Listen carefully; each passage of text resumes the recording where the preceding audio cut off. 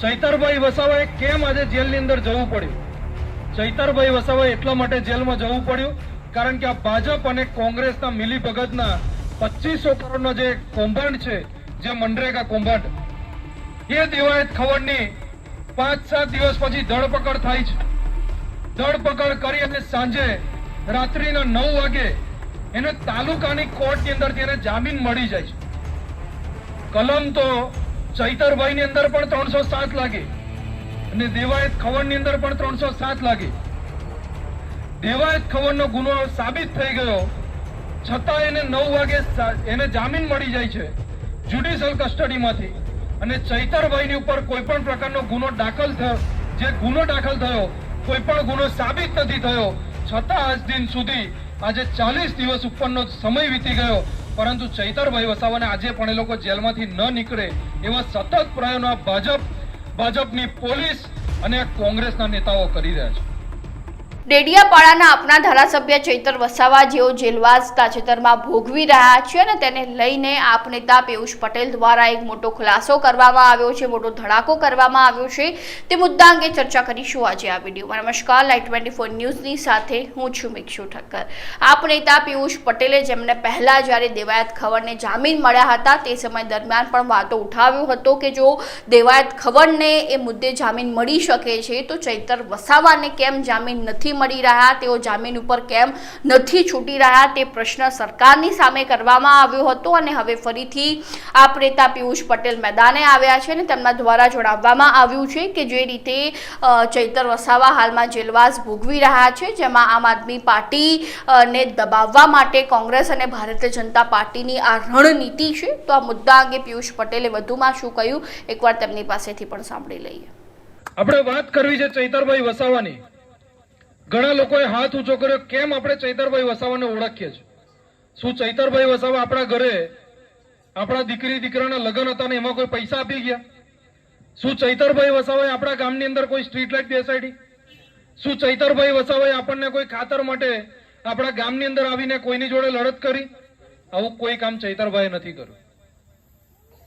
ચૈતરભાઈએ કામ એ કર્યું છે કે જ્યારે જ્યારે આદિવાસી યુવાનો યુવતીઓને જ્યારે કોઈ પણ સ્કોલરશીપ ન મળતી હોય ત્યારે સડકથી લઈને સદન સુધી આ ચૈતરભાઈ વસાવાએ લડત આપી છે.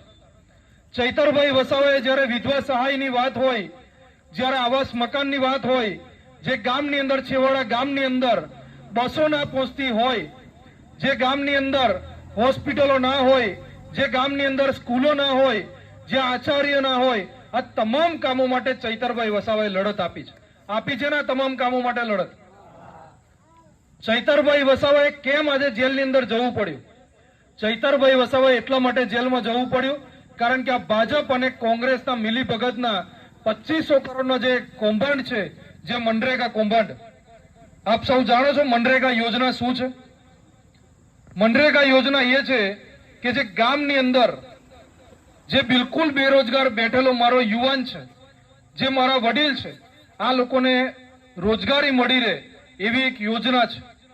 આ યોજના હેઠળ એમને એમની રોજગારી મળી જાય, એમનું એક શ્રમિક કાર્ડ બને, આ શ્રમિક કાર્ડથી એની ઘરનું એક ગુજરાન ચલાવી શકે એની એક યોજના છે. આ યોજનાના રૂપિયા પણ આ ભાજપ અને કોંગ્રેસના નેતાઓ ભેગા મળી અને 2500 કરોડનું કૌભાંડ કર્યું અને આ કૌભાંડ ઉજાગર કરનાર એટલે ચૈતરભાઈ વસાવા. અને આ ચૈતરભાઈ વસાવાના કૌભાંડ ઉજાગર કરવાથી આજે ભાજપ અને કોંગ્રેસના નેતાઓના દીકરાઓ અંદર છે. કોંગ્રેસનો ધારાસભ્ય હીરા જોટવા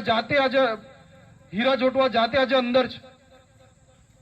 બચુ ખાબડના બંને દીકરાઓ અંદર હતા, પરંતુ ચૈતરભાઈ વસાવાના આ અવાજથી મનસુખભાઈ વસાવા એમ કહેતા હતા કે આવું કોઈ કૌભાંડ થયું નથી, આ તો આદિવાસી સમાજને ગેરમાર્ગે દોરવાનું કામ છે, આ તો ગુજરાતની જનતાને ગેરમાર્ગે દોરવાનું કામ છે. ત્યારે આ જ્યારે કૌભાંડ સાબિત થયું, એમના જ સત્તામાં બેઠેલા મંત્રીઓના દીકરાઓ અને મંત્રીઓ જ્યારે અંદર ગયા જેલની અંદર, ત્યારે મનસુખભાઈ 1 મહિના પછી આવી ને મીડિયાની અંદર એમ કહેતા હોય કે ચૈતરભાઈએ જે વાત કરી કૌભાંડની એ વાત સાચી છે. અને તાર ગાંધીનગર કમલમ સુધી જાય છે, ગાંધીનગરમાં બેઠેલા અધિકારીઓની અંદર જાય છે, ત્યારે જઈ અને ચૈતરભાઈ ઉપર એક કાવતરું રચવાનું આ ભાજપમાં બેઠેલા નેતાઓએ તૈયારી કરી ને 5 જુલાઈએ એક તાલુકા પંચાયતની સંકલન બેઠક હતી આ લોકોની. એ 5 જુલાઈના દિવસે જ્યારે ચૈતરભાઈ દેડિયાપાડા જ્યારે પોલીસ સ્ટેશનમાં ફરિયાદી બનીને ગયા, આવો કોઈ બનાવ બન્યો નથી એવું ચૈતરભાઈ ત્યાં આગળ પોલીસ સ્ટેશનની અંદર ફરિયાદી બનીને ગયા અને હું એ જગ્યા ઉપર સાક્ષીમાં હતો, હું એ જગ્યા ઉપર હતો.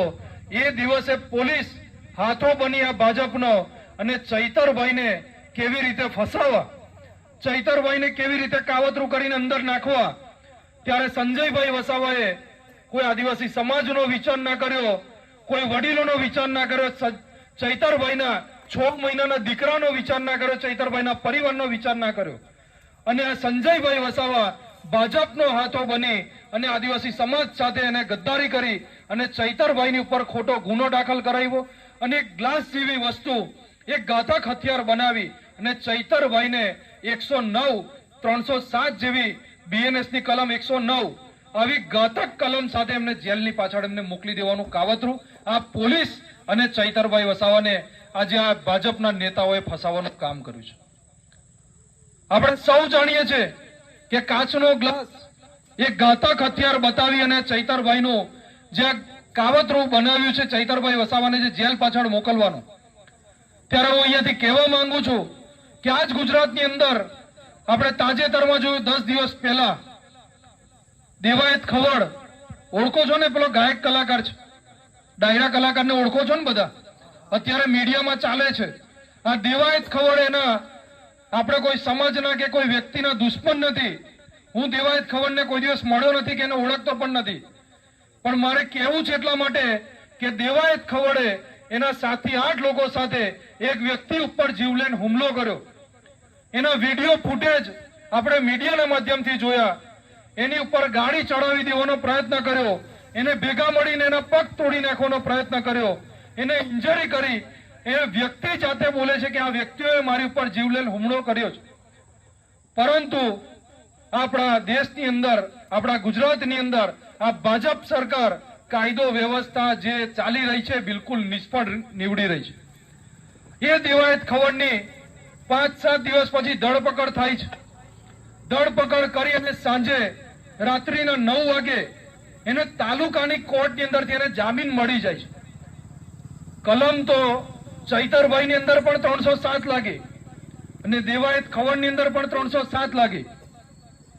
દેવાયત ખવડનો ગુનો સાબિત થઈ ગયો છતાં એને 9 વાગે એને જામીન મળી જાય છે જ્યુડિશિયલ કસ્ટડીમાંથી. અને ચૈતરભાઈની ઉપર કોઈ પણ પ્રકારનો ગુનો દાખલ થયો, જે ગુનો દાખલ થયો કોઈ પણ ગુનો સાબિત નથી થયો, છતાં આજ દિન સુધી આજે 40 દિવસ ઉપરનો સમય વીતી ગયો, પરંતુ ચૈતરભાઈ વસાવાને આજે પણ એ લોકો જેલમાંથી ન નીકળે એવા સતત પ્રયાસો ભાજપની પોલીસ અને કોંગ્રેસના નેતાઓ કરી રહ્યા છે.